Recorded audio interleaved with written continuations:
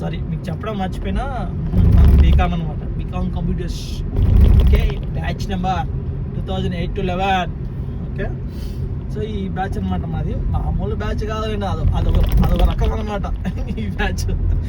So ఇప్పుడు మనం just హుస్కోట toll gate అనేది క్రాస్ అయిందనమాట. So coming back to my journey with my friend. So అదే అనమాట, డిగ్రీలో జాయిన్ అయిన తర్వాత కర్చీఫ్లు వేయడం స్టార్ట్ చేసాం. సో కర్చీఫ్లు వేసింది స్టార్ట్ చేసిన తర్వాత, టు బి ఫ్రాంక్, నేను కర్చీఫ్ వేయలేదు, just watching. I don't want to like. మా ఫ్రెండ్ వాళ్ళు ఏం కామెంట్ చేస్తారో దీని కింద ఏమవుతుంది. ఓకే, సో అలా అలా అలా అలా ఫస్ట్ ఇయర్ కంప్లీట్ చేసామన్నమాట. సో ఫస్ట్ ఇయర్ కంప్లీట్ అయిన తర్వాత చాలామంది ఫ్రెండ్స్ కలిశారు. సో జర్నీ బాగుంది. సో అలా ఫస్ట్ ఇయర్ కంప్లీట్ అయిన తర్వాత లెక్చరర్స్ కానీ మనకి టాపిక్స్ బాగున్నాయి. ఓకే, లైఫ్ అలా వెళ్తుంది అనమాట. సో ఫస్ట్ ఇయర్ ఎగ్జామ్స్ అయిపోయాయి. సో ఆనెస్ట్లీ ఒక సబ్జెక్ట్ కూడా దబ్బలేదు, పాస్ అయిపోయాం. సెకండ్ ఇయర్కి వెళ్ళిపోయాం సీనియర్స్. సో సెకండ్ ఇయర్కి వెళ్ళిన తర్వాత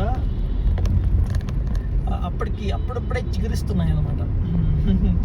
ఏంటి మొక్కలు, మీకు తెలుసుగా మొక్కలు అంటే, ఫిల్ చేసుకోండి ఆ మొక్కలు అన్న దాంతో, ఎందుకంటే నేను రివీల్ చేయలేను అనమాట. సో అప్పటికప్పటికే చిన్న చిన్నవి మొలకలు మొలుస్తూ ఉన్నాయి. సో బట్ స్టిల్ అట్లుంటుంది మన డ్రైవింగ్, మామూలుగా ఉండదు. Okay, so come back to point.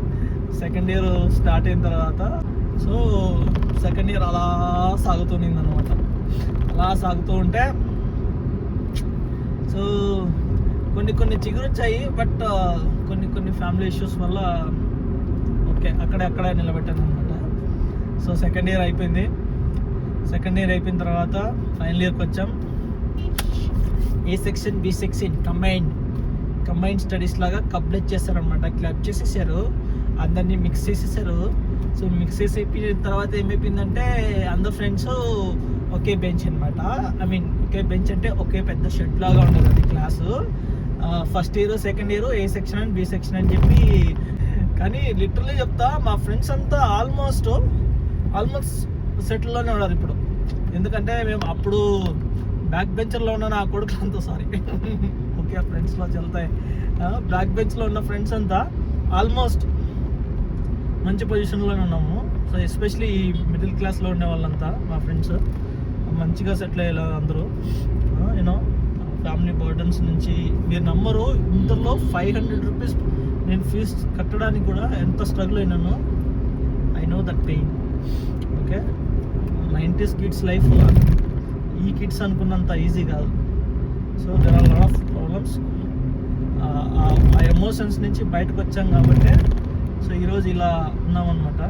So మా ఫ్రెండ్షిప్ అక్కడికి ఫైనల్ ఇయర్కి క్లబ్ చేసేసారు. క్లబ్ చేసేసిన తర్వాత అందరికీ కామన్ యూనో 2 క్లాసెస్ ఉండేవి కాదనమాట, ఒకే క్లాస్లోనే. So almost crowd around 130 to 150 members ఒకే క్లాసు. ఒకే క్లాస్ అనమాట. సో ఒక్కో క్లాస్లో ఉండేటోళ్ళము.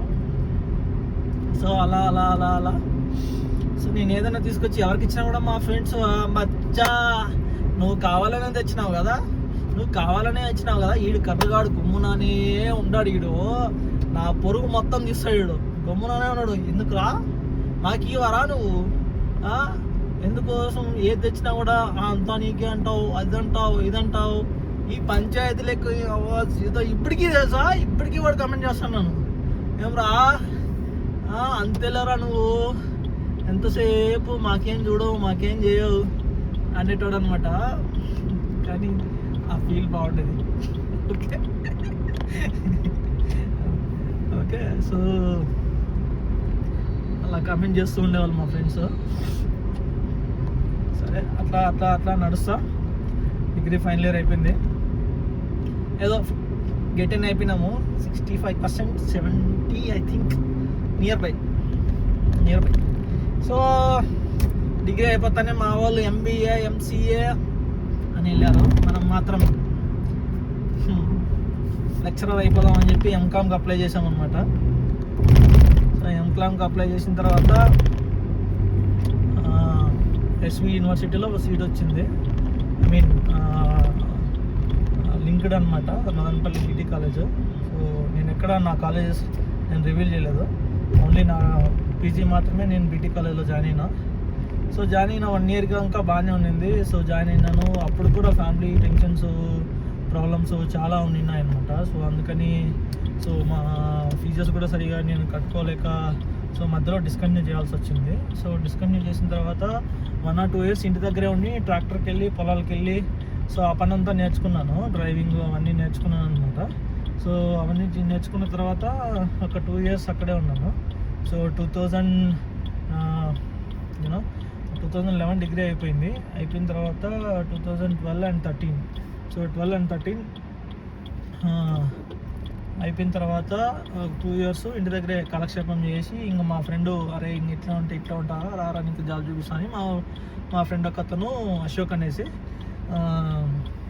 జాబ్కి వచ్చాడు. సో మనం ఫస్ట్ రిబ్బన్ కటింగ్ వచ్చి అపోలో హాస్పిటల్లో ఓపెన్ చేసాం రిబ్బన్ కటింగ్. అప్పటికి వీళ్ళు తలావదా ఈడ సాఫ్ట్వేర్లు ఆడ ఈడ వెళ్ళిపోయారనమాట. సో అంతంత టచ్లో లేకపోయిండా నేను. సో అప్పటికి ఫేస్బుక్లో ఆడ ఈడ చూస్తూ ఉంటాను, ఆయనలో పెడతా ఉన్నారు, సరే ఎంజాయ్ చేస్తా చేయని చెప్పి నేను ఉన్నానమాట గమ్మున.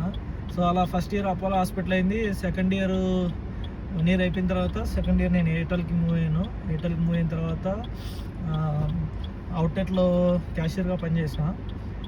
లిటరల్లీ మీరు నంబరు చాలా గ్రౌండ్ లెవెల్ నుంచి వచ్చాను మేము. వచ్చిన తర్వాత ఎయిర్టెల్ 1.5 year అయిపోయింది. దాని తర్వాత ఐసిఐసిఐ ప్రొడెన్షియల్కి జాయిన్ అయినా లైఫ్ ఇన్సూరెన్స్, అది కూడా బెంగళూరులో 1 year చేసిన. 1 year చేసిన తర్వాత ఊరి దగ్గర ఆపర్చునిటీ ఏంటంటే ఊరి దగ్గర షిఫ్ట్ అయిపోయినా.